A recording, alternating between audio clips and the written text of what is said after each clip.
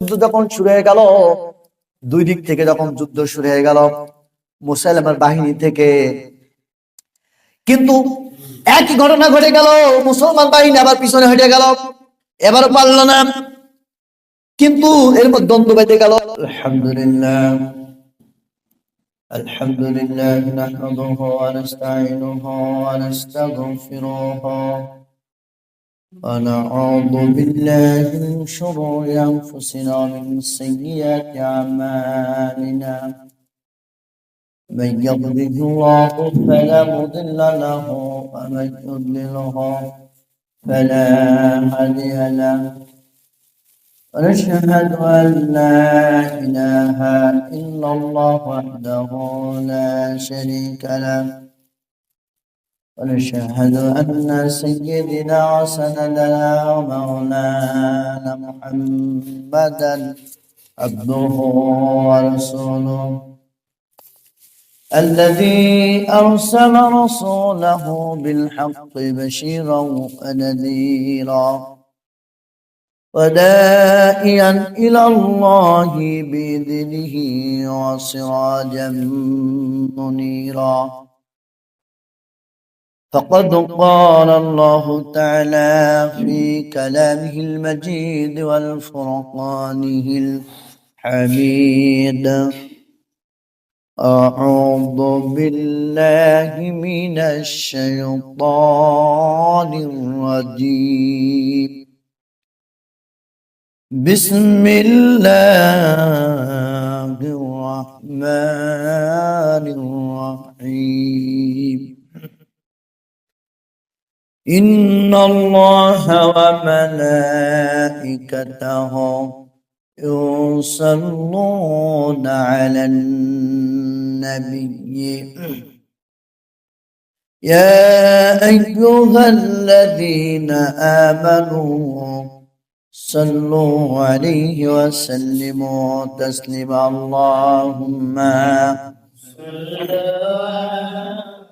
سيدنا مولانا محمد وعلى آل سيدنا مولانا محمد. আসেন সবাই দরুদ পড়ি, খুশি করি নবীকে, কাল হাসরে নবী বিনে শাফাআত করিবেন কে? আল্লাহুম্মা সাল্লি আলা সাইয়্যিদিনা মাওলানা মুহাম্মদ ওয়া আলা আলি।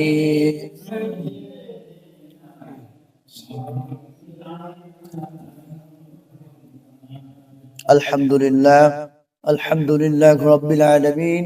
আসসালাতু ওয়াসসালামু আলা আশরাফিল আমবিয়া ওয়াল মুরসালিন ওয়া আলা আলিহি ওয়া সাহবিহি আজমাইন। সম্মানিত উপস্থিতি, আজকে পবিত্র জুমার দিন। আল্লাহ রাব্বুল আলামিন মসজিদে আমাদেরকে আসার তৌফিক দান করেছেন। যারা উপস্থিত হয়েছেন, শিশু কিশোর বৃদ্ধ, সকলের প্রতি আন্তরিক সালাম। আসসালামু আলাইকুম ওয়া রাহমাতুল্লাহ। আপনারা সবাই ভালো আছেন? আলহামদুলিল্লাহ। ওই মহান আল্লাহ রাব্বুল আলামিনের সব শুকরিয়া যে মহান আল্লাহ রাব্বুল আলামিন আমাদেরকে এই মহল্লার অনেক মানুষ থেকে বাছাই করে তার ঘর মসজিদে জুমার নামাজ পড়ার জন্য আসার তৌফিক দান করেছেন। তিনি যদি আমাদেরকে আসার মতো তৌফিক না দিতেন, যদি আমাদের শরীরকে সুস্থ না রাখতেন, তাহলে কিন্তু আমরা আসতে পারতাম না। যে মুহূর্তে আমরা মসজিদে আসি, সেই মুহূর্তে চিন্তা করে দেখেন কত মানুষ হাসপাতালের বেডে কাতরাচ্ছে, কত মানুষ ভিক্ষা করছে, কত মানুষ কত কিছু করছে, কিন্তু আল্লাহ তাআলা সেই পর্যায়ে যে আমাদের রাখেনি, এটা আল্লাহ তাআলা শুকরিয়া, আলহামদুলিল্লাহ। যখনই মনের মধ্যে কোনো কষ্ট আসে, আল্লাহ নবী সাল্লাল্লাহু আলাইহি সাল্লাম বলছেন যে তুমি তোমার অধস্তন ব্যক্তিদের দিকে তাকাও। আপনার মনে হতে পারে যে মানুষটা জ্বর এসেছে সেই মানুষটা জ্বরের জন্য চিন্তা করতে পারে, কিন্তু এই মানুষটা যদি চিন্তা করে আমার মাত্র ঠান্ডা জ্বর এসেছে, আমি বাড়িতেই আছি, অথচ কত মানুষের ডেঙ্গু জ্বর হয়ে তিনি হাসপাতালের বেডে কাতরাচ্ছেন, আছে না এমন? সাধারণ ডেঙ্গু জ্বর হয়েছে, সে ভাবতে পারে আল্লাহ রাব্বুল আলামিন আমাকে এখনো যতটুকু প্ল্যাটিলেট কাউন্ট রেখেছেন, এটা যদি প্ল্যাটিলেট কাউন্ট যদি 1.5 লক্ষ কিংবা তার থেকে আরো নিচে যদি চলে আসতো, তাহলে আমার অবস্থা আরো শোচনীয় হয়ে যেত। ডেঙ্গু জ্বরে মানুষের প্ল্যাটিলেট কাউন্ট কমে যায়। এমনি ভাবে রাস্তাঘাটে চলার সময় কত মানুষের অ্যাক্সিডেন্ট করার পরে কত মানুষেরা হাসপাতালে আছে, কত মানুষেরা পঙ্গুত্ব বরণ করে।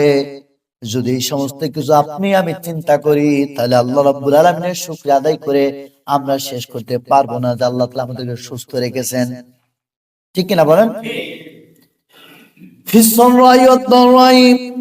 আল্লাহ রাব্বুল আলামিন বলছেন মুমিনদের এটা একটা গুণ, তারা সুখের দিনে এবং দুঃখের দিনে আল্লাহ রাব্বুল আলামিনের শুকরিয়া তারা আদায় করে। সুবহানাল্লাহ। দরুদ ও সালাম পেশ করি মহান মানবতার মুক্তিদূত, বিশ্ব জগতের জন্য আদর্শ মহান নেতা, যার আনিত জীবন ব্যবস্থার মাধ্যমে পৃথিবীতে ঘুণে ধরা অন্ধকারে নিমজ্জিত একটি সমাজে, যেই সমাজে জোর যার মুল্লুক তার এই প্রবাদ প্রচলন ছিল, সেই রকম একটি ঘুণে ধরা সমাজে যিনি আল্লাহ রাব্বুল আলামিনের দেয়া ওহী কোরআনে কারীমের মাধ্যমে শান্তি প্রতিষ্ঠা করেছিলেন, আমরা সেই মহান নেতার প্রতি দরুদ ও সালাম পেশ করি। সকলে বলি সাল্লাল্লাহু আলাইহি সাল্লাম। আল্লাহর নবীকে নেতা বলতে কোনো কি অসুবিধা আছে? বাংলায় বললে মনের মধ্যে হতে পারে, কিন্তু আপনি আমি চিন্তা করেন ইমানুর রকম যেগুলো রয়েছে, ইমামুল মুরসালিন ওয়া খাতামান নাবিয়িন, যদি আল্লাহর নবীকে ইমাম হিসেবে না মানেন আপনার তো ঈমানই থাকবে না। ভালো করে বাংলায় বুঝে নেন, আল্লাহর নবীকে ইমামুল মুরসালিন মানে কিনা বলেন? ইমাম মানে নেতা, মুরসালিন মানে নবীদের। আর আল্লাহর নবীরা আম্বিয়া আলাইহিমুস সালাম পৃথিবীর সবচেয়ে শ্রেষ্ঠ সন্তান। আবার যদি জাগতিক পর্যায়ে চিন্তা করেন, তাহলে আল্লাহর নবী নিজে একজন প্রেসিডেন্ট, রাষ্ট্রপ্রধান ছিলেন। তাই সব দিক থেকে তিনি আমাদের নেতা নাকি? এবং পৃথিবীতে দেখেন আজ পর্যন্ত যত মতবাদ এসেছে, সবকিছুর মধ্যে মুসলমানদের কথা যদি বাদও দেন, খ্রিস্টানদের লেখা বইয়ের মধ্যেও আল্লাহ নবী সাল্লাল্লাহু আলাইহি সাল্লামকে 1 নম্বর তালিকায় রাখা হয়েছে মানুষদের মধ্যে। তো সম্মানিত উপস্থিতি, গতদিন বলেছিলাম ইনশাআল্লাহ ধারাবাহিক আলোচনা করব। গতদিন কোরআন নিয়ে কথা বলছিলাম, ইনশাআল্লাহ কোরআনে কারীম সম্পর্কে আজকেও দু একটা কথা বলবো। সেটা কি? এই যে কোরআনে কারীম আমাদের মধ্যে এখন কিতাব আকারে আছে, বই আকারে হাতে নিয়ে আছি, তাই না? কিন্তু এটা তো প্রথম কিতাব আকারে ছিল না।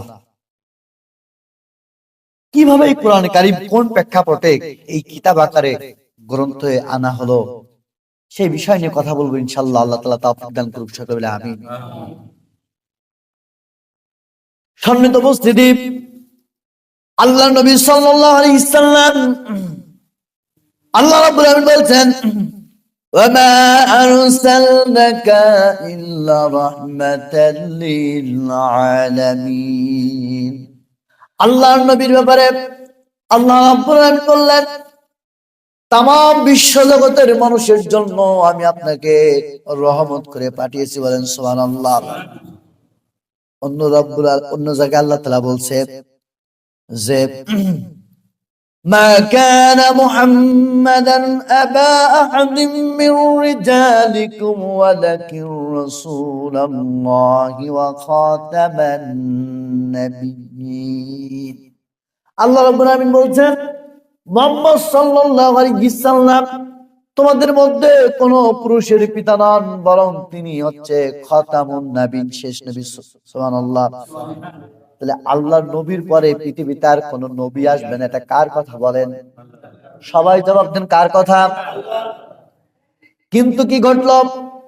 আল্লাহর নবী জীবিত থাকা অবস্থায় মুসাইলিমা কাযযাব বনু হানিফা গোত্রের নেতা তিনি ছিলেন, একজন নেতা ছিলেন। এই মানুষটা প্রথমত জাদু জানতো। কি জানতো?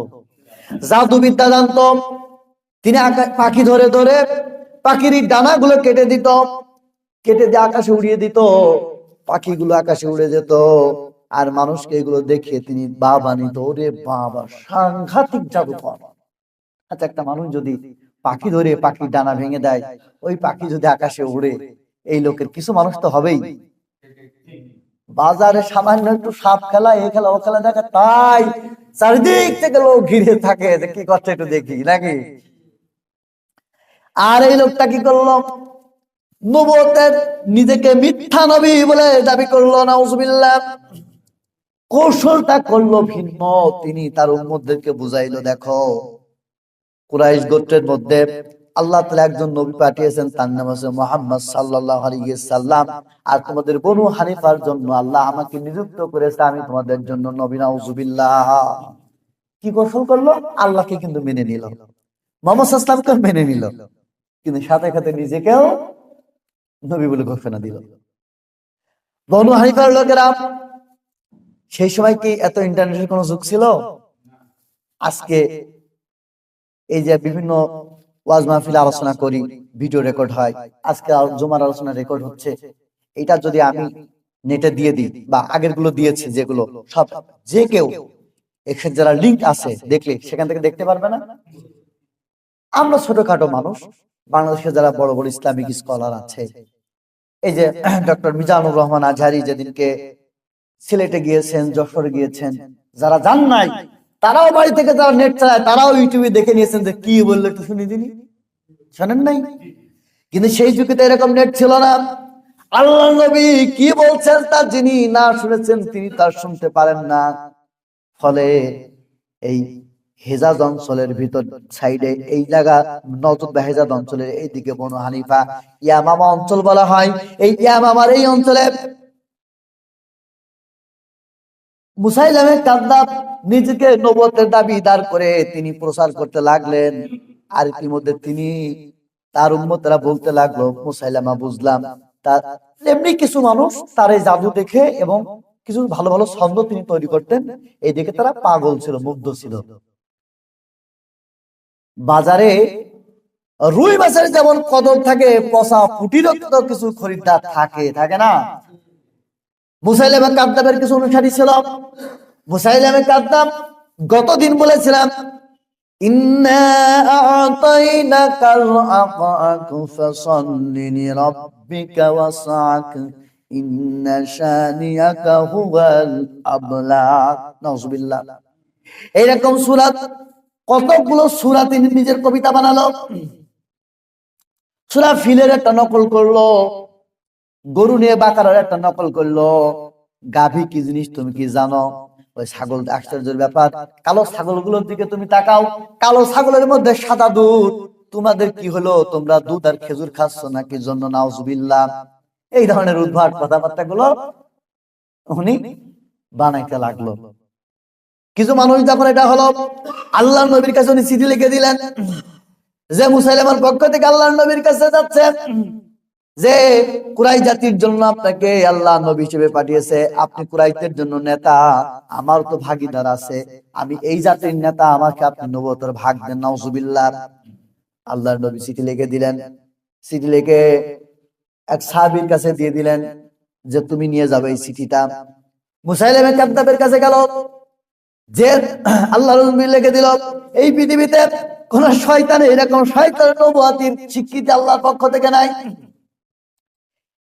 তো যে লোক চিঠি নিয়েছিল আল্লাহর নবীর কাছে, ওই মানুষটাকে আল্লাহর নবী জিজ্ঞাসা করলো, আচ্ছা তুমি কি মুসাইলামের কাযযাবকে তুমি কি মানো নবী হিসেবে? তার কথাগুলো কি তুমি বিশ্বাস করো? ওই লোকটা বললো, হ্যাঁ আমরা বিশ্বাস করি। নাউজুবিল্লাহ। আল্লাহর নবী বললেন, দেখো, যদি দুধকে হত্যা করা আমার বিধানে থাকতো তাহলে অবশ্যই তোমাকে আমি হত্যা করে দিতাম, কিন্তু যেহেতু দুধকে হত্যা করার বিধান আমার কাছে নেই, তাই আমি তোমাকে হত্যা করলাম না। এবার আল্লাহর নবী একজন সাহাবীকে দিয়ে যখন পাল্টা চিঠি পাঠালেন, এই সাহাবী যখন মুসাইলামা কাযযাবের কাছে এই চিঠির উত্তর নিয়ে গেল, মুসাইলামা কাযযাব তাকে জিজ্ঞাসা করলো, আচ্ছা তুমি বলো তো, তুমি কি মুহাম্মদ আল্লাহকে তুমি মানো? তুমি কি মুহাম্মদ সাল্লাল্লাহু আলাইহি সাল্লামকে নবী হিসেবে তুমি কি মানো? এই লোকটা তো মুসলমান, খাঁটি মুসলমান। তিনি বললেন, হ্যাঁ মানি। বলছে, যদি মানো আমাকে কি নবী হিসেবে মানো? উনি বলছে, নাউজুবিল্লাহ, আল্লাহর কসম, কোশ্চিন কালো আমি তোমারে নবী বলে ঘোষণা করব না। মুসাইলামা কাযযাব এবার আল্লাহর নবীর এই সাহাবীকে ধরে বন্দী করে এত পরিমাণ আঘাত করলেন, তিনি তার অঙ্গ ছেদ করে দিয়ে তাকে শহীদ করে দিলেন। এই খবর যখন আল্লাহর নবীর কাছে পৌঁছালো, আল্লাহর নবী নিজে একটা গ্রুপকে এই মুসাইলামার জন্য রেডি করতেছিলেন। কিন্তু আমার একটা সময় আসলো, আল্লাহর নবী সাল্লাল্লাহু আলাইহি সাল্লাম ওফাত গ্রহণ করলেন। আল্লাহর নবী যখন ওফাত গ্রহণ করলেন, খিলাফতের দায়িত্ব আসলেন হযরত আবু বকর রাদিয়াল্লাহু তাআলা আনহু। আবু বকর রাদিয়াল্লাহু তাআলা আনহু খিলাফতে আসার পরে বেশ অনেকগুলো মানুষ সে সময় ইসলাম থেকে খারিজ হয়ে গেল। অনেকগুলো মানুষ আবু বকর রাদিয়াল্লাহু তাআলা আনহুর বিরুদ্ধে বিদ্রোহ ঘোষণা করে দিল। অনেকে যাকাতের টাকা দিতে অস্বীকার করলো। আবু বকর রাদিয়াল্লাহু তাআলা আনহু বললেন, শোনো, আল্লাহর নবীর জামানায় এক দিরহাম যদি যাকাত দিয়ে থাকো, আজকে আল্লাহর নবীর পরে যদি তা তুমি দিতে অস্বীকার করো, তার বিরুদ্ধে আমি যুদ্ধ ঘোষণা করলাম।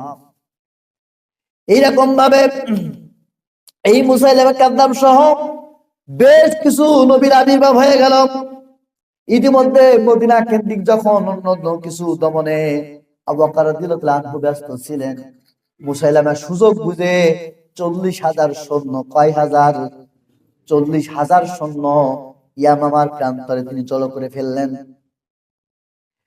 ইয়ামামার প্রান্তরে 40,000 সৈন্য জড়ো করলেন। আবু বকর রাদিয়াল্লাহু আনহু প্রথম ইকরামা ইবনে আবু জেহেলের ছেলে ইকরামা রাদিয়াল্লাহু তাআলা আনহু, তিনি মুসলমান ছিলেন। তার নেতৃত্বে কিছু মানুষকে পাঠিয়ে দিলেন, সাহাবাদেরকে, যে তোমরা দেখে আসো যে এই মুসাইলামার সৈন্যদের কি অবস্থা। কথা কি বোঝা যায়? মুসাইলামার সৈন্যদের দেখতে পাঠিয়ে দিল। যুদ্ধ কিন্তু করতে বলে নাই, বুঝেন, যুদ্ধ কিন্তু করতে বলে নাই, কারণ সৈন্য খুব কম ছিল ওই দলে। এর মধ্যে ইকরামা রাদিয়াল্লাহু তাআলা আনহু জায়গায় পৌঁছানোর পরে খবর পেতে থাকলেন যে বিভিন্ন জায়গায় খালিদ বিন ওয়ালিদ রাদিয়াল্লাহু তাআলা আনহুর নেতৃত্বে মুসলমানরা জয়লাভ করেছে। সুবহানাল্লাহ। একের পর এক করে সংবাদ শুনতে লাগলেন। ওনার আর মনের মধ্যে কোনো ধৈর্য থাকছে না। উনি মনে করছে যুদ্ধ শুরু করে দেব, আমি জিতে যাব, মুসলমান জিতে যাবে, আমার নাম হবে। এই লোভ ওনার মনের মধ্যে পেয়ে বসলো। কিন্তু আবু বকর রাদিয়াল্লাহু তাআলা অতিরিক্ত খলিফা, তিনি বলে দিয়েছেন যুদ্ধে কিন্তু জ্বলাবে না। যে না কয়েকটা সংবাদ শুনেছে অমনি এই বনু হানিফার সাথে যুদ্ধে জড়িয়ে গিয়েছে। কিন্তু যুদ্ধে এমন শোচনীয় পরাজয় মুসলমানদের হলো, ইকরামা রাদিয়াল্লাহু তাআলা আনহু বুঝতে পেরে তিনি পিছু হটে চলে আসলেন। আবু বকর রাদিয়াল্লাহু তাআলা আনহুর কাছে যখন খবর গেল, আবু বকর রাদিয়াল্লাহু তাআলা আনহু বললেন, সমস্ত মুসলমান সৈন্যরা যেন ফিরে আসে। আর নিষেধ করলেন ইকরামা রাদিয়াল্লাহু তাআলা আনহুকে, তিনি এর জন্য বেশ শাস্তি বলেন বা কথা বলেন, সবকিছু তিনি বললেন যে কেন তিনি এটা করলেন। এর মধ্যে সুরাবিল রাদিয়াল্লাহু তাআলা আনহুকে আবার পাঠালেন। তাকেও বলে দিলেন, তুমিও যুদ্ধ জ্বলাইবে না যতক্ষণ না বড় সৈন্যরা তোমাদের সাথে যায়, তোমরা শুধু দেখবা যে ওরা কি করে।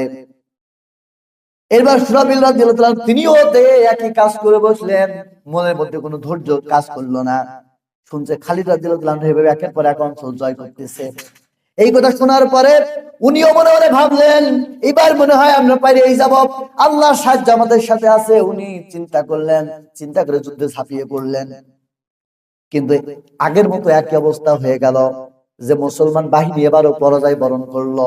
আর অপরদিকে মুসাইলামার সাথে যারা ছিল তারা ভাবলো মুসাইলামা নিশ্চয় আল্লাহর নবী, তা না হলে এত দুইবার জিতে গেল, আল্লাহ সাহায্য তো আছে এর পিছনে, এই ভাবতে তারা শুরু করে দিল। এরপরে যতক্ষণে সুরাবিল রাদিয়াল্লাহু তাআলা আনহুর বাহিনী পিছু হতে চলেছে, অর্ধেক পথ চলে এসেছে খালিদ বিন ওয়ালিদ রাদিয়াল্লাহু তাআলা আনহুর বাহিনী।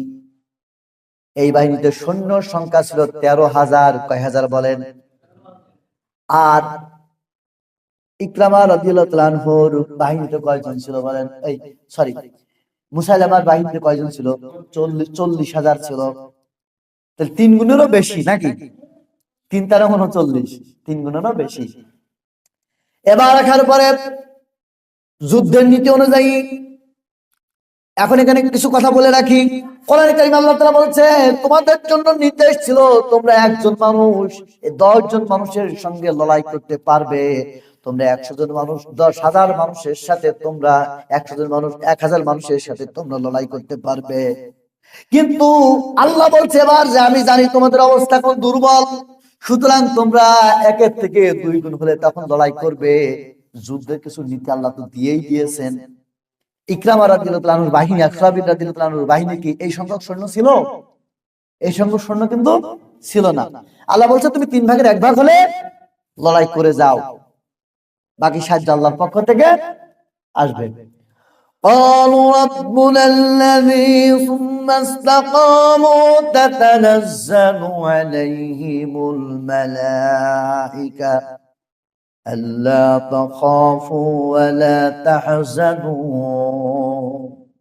আল্লাহ বলছেন যেই বান্দারা আল্লাহ তাআলা রব্বুল আলামিনকে রব হিসেবে ঘোষণা করার পরে সুম্মাস্তাকামু, সেই কথার উপর প্রতিষ্ঠিত থাকে, আর যদি আল্লাহর ঘোষণা অনুযায়ী সংখ্যা এরকম হয়, তাতানাজ্জালু আলাইহিমুল মালাইকা, ওই দল যে যুগেই হোক না কেন, আল্লাহর নবীর যুগে হোক আর পরে হোক না কেন, আল্লাহ তাদের জন্য ফেরেশতা নাযিল করে দেয়। বলুন সুবহানাল্লাহ।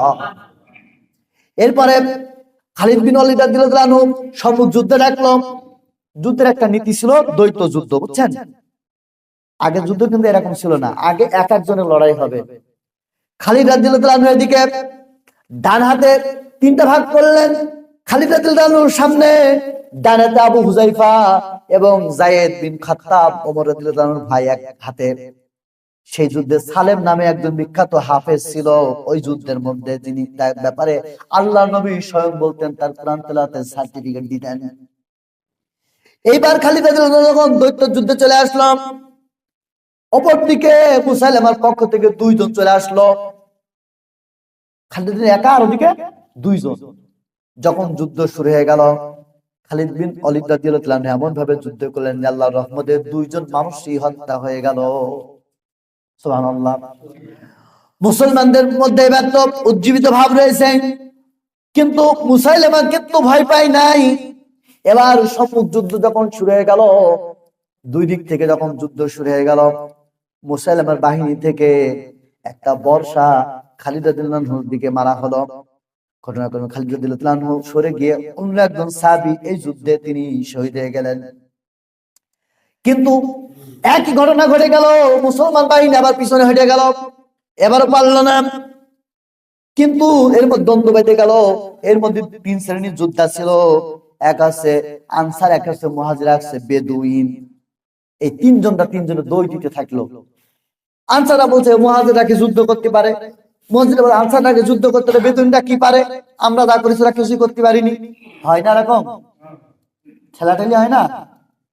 খালিদ একজন এসে বলছে আমি মুসাইলামার কাঁধে বেরোতে হাত কেটে দিয়েছি, কিন্তু মুসলমানরা তো পিছনে ব্যাক করেছে। যুদ্ধের নীতি হচ্ছে মুসলমানরা শুধু কৌশলের কারণে পিছাইতে পারবে, তাছাড়া পিছানো যাবে না। এবার খালিদ বিন ওয়ালিদ রাদিয়াল্লাহু আনহু কি করলেন, 3 ভাগে ভাগ করে দিলেন। ঠিক আছে তাহলে শোনো, একদিকে মুহাজির, একদিকে আনসার, আর একদিকে বেদুইন, 3 জনা যুদ্ধ করবা, আর কিছু মানুষ আমার কাছে থাকবা, যেখানে বেশি খারাপ অবস্থা দেখবে সেখানে এগুলো পাঠাবো, আর দেখিবা কিরা কেমন যুদ্ধ করতে পারো। মানে আগে দই দিছিল না, আমরা বেশি পারিছি, ওরা পারিনি, কিরা কেমন পারো এবার দেখে নিয়ে যাবে। তবে মনে রাখবা, পাল্লা দিয়ে কেউ কারোর অমঙ্গল করবা না, মুসলমানদের অমঙ্গল যেন না হয়। যুদ্ধ লেগে গেল। ইতিমধ্যে খালিদ বিন ওয়ালিদ রাদিয়াল্লাহু আনহু তিনি ভাবলেন যে এইভাবে যদি যুদ্ধ চলতে থাকে তাহলে মুসাইলামার সৈন্য যদি 40,000ও মারা যায়, তাও মুসলমানদের সৈন্য অনেক মারা যাবে, যুদ্ধে জিতা কঠিন ব্যাপার একটা হয়ে দাঁড়াচ্ছে। তাই তিনি চিন্তা করলেন যে ডাইরেক্ট মুসাইলামা কাযযাবকে যদি হত্যা করা যায় তাহলেই কেবল যুদ্ধ বন্ধ হবে। খালিদ বিন ওয়ালিদ রাদিয়াল্লাহু আনহু এগিয়ে গেলেন। আল্লাহর নবী সাহাবীরা বলছে, ওগো আল্লাহর নবীর সাহাবী খালিদ, শোনো, আপনি একা এইভাবে যুদ্ধ করতে সামনে যাবেন, আপনি হত্যা হয়ে যাবেন। কারণ মুসলমানদের সামনে ছিল খালিদ রাদিয়াল্লাহু আনহু, কিন্তু মুসাইলামা কাযযাব কিন্তু সামনে ছিল না, সে যুদ্ধের মিছিলের ভিতরে ছিল, যাতে সহজে কেউ আক্রমণ করতে না পারে। তো এত মানুষকে ডেঙ্গিয়ে আপনি যাবেন, আপনি তো মারা যাবেন। এই কথা বলার পরে বলছে না, আজকে যে অবস্থা মুসলমান সৈন্যদের পরাজয় বরণ করতে পারে, আর আমাকে আল্লাহ তাআলা হায়াতে রাখা পর্যন্ত এই কাজা হতে পারে না। তখন তিনি বললেন, তাহলে আমরা কি করবো? ইতিমধ্যে কি হয়ে গেল, একটা ঝড় চলে আসলো, ধুলার ঝড়। ধুলার ঝড় চলে আসলে মুসলমানরা বেগতিক কায়দায় পড়ে গেল, কি করবে এখন? বলছে, ও সেনাপতি, আপনি বলুন আমরা কি করব? খালিদ রাদিয়াল্লাহু আনহু বললেন যে, তোমরা ধৈর্য ধরো, আল্লাহর কাছে দোয়া করো, আল্লাহ আজকে তুমি এই ঝড় দ্বারা মুসলমানদের পরাজয় দিও না। বললাম, তোমরা একটু মাথাটা নিচু করো, আল্লাহ তোমাদের কোনো ক্ষতি করবে না, কোনো ধরে ধুলাবালি তোমাদের চোখের মধ্যে যাবে না। মুসলমানরা মাথা নিচু করার পরে ঝড় বন্ধ হয়ে গেল। খালিদ রাদিয়াল্লাহু আনহু এবার বললেন যে, আমার জীবন যদি শহীদ হয়ে যায় তবুও মুসাইলামা কাযযাবকে হত্যা না করা পর্যন্ত আজকে কোনো মিশন হবে না। এরপরে খালিদ রাদিয়াল্লাহু আনহু যেই না সামনে এগিয়ে গিয়েছে, মুসাইলামা কাযযাবের একজন সেনাপতি ছিল, ওই একটা বর্ষা সামনে যেই না তাকে মুসাইলামা কাযযাব বুঝতে পেরেছে খালিদের দিকে আসছে, অমনি হঠাৎ করে খালিদ রাদিয়াল্লাহু আনহু একটা তীর বের করে ওর মেরে দিয়েছে, ও মারা গিয়েছে। যেই মারা গিয়েছে এদিকে অনেক মানুষ, প্রায় 12, এইদিকে অনেক, মনে করেন 1200 মানুষ মুসলমানদের মরে পড়ে আছে। ইতিমধ্যে সেই ওমর রাদিয়াল্লাহু আনহু ভাই যায়েদ ইবনে খাত্তাব তিনিও মারা গেছে, হুযায়ফা রাদিয়াল্লাহু আনহু তিনিও মারা গেছে, আল্লাহর নবী সেই হাফেজ সালিমও মারা গিয়েছে। এত সাহাবী মারা যাওয়ার পরে এই যখন অবস্থা, খালিদ যখন সামনে চলে গিয়েছে, আরেকটা তীর মেরে দিয়েছে এবার বর্ষা। এবার মুসাইলামা সরে গিয়েছে, আর পিছনে আরেক সেনাপতি লেগে গিয়েছে, তিনি বাইসে গেছে। কিন্তু বাইসে গেল ঠিক, মুসাইলামা কাযযাব চিন্তা করলে এবার রক্ষা নেই, উনি দৌড়ে পালাইছে। যে পালিয়েছে ওনারা সৈন্য সব বিচ্ছিন্ন হয়ে গেছে। কোন সমস্যা?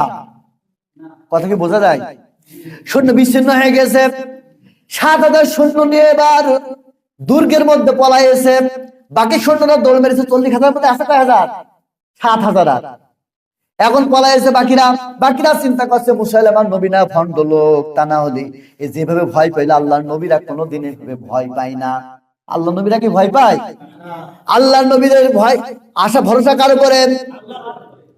ولا تهنوا ولا تحزنوا وأنتم الأعلون إن كنتم مؤمنون। মুসলমান আল্লাহর নবীরা তো বটেই, মুমিন ধরো, যদি হারবেও না, পরাজয় হবে না যদি আল্লাহর পরিমাণ রাখে। এবার সবাই মিলে চলে গেল দুর্গের কাছে, কিন্তু দুর্গের দরজা আটকে দিয়েছে, কেউ ঢুকতে পারে না ভিতরে। তখন আনাস বিন মালিক রাদিয়াল্লাহু আনহু ভাই, তিনি বলছে, আল্লাহর নবী সাহাবীরা এক কাজ করেন, এই দেওয়াল, বিরাট বড় দেওয়াল, বুঝছেন, এই দেওয়ালের উপর দিয়ে আমাকে আড়িও মারেন অথবা মইতি ফেলে দেন, আমি ওই দিক দিয়ে দরজাটা খুলে দিই, তারপর আপনারা ঢুকে যুদ্ধ হবে। সাহাবীরা বললো, দেখো, তোমার যদি ফেলে দিই নিশ্চিত তোমার ওরা হত্যা করে ফেলবে। জীবন যদি চাই তবু মুসলমানদের আজকে জয় হতেই হবে, এরকম ভণ্ড নবী আজকে রাখা যাবে না। সবাই মিলে যখন তারে এই বারা রাদিয়াল্লাহু আনহুকে যখন ভিতরে ফেলে দিল, ওনার উপর আঘাত চলে আসলো, 9টা আঘাত ওনার হাতে হয়ে গেল, তবু আল্লাহর নামে উনি ফটকটা, দরজাটা খুলে দিল। সুবহানাল্লাহ।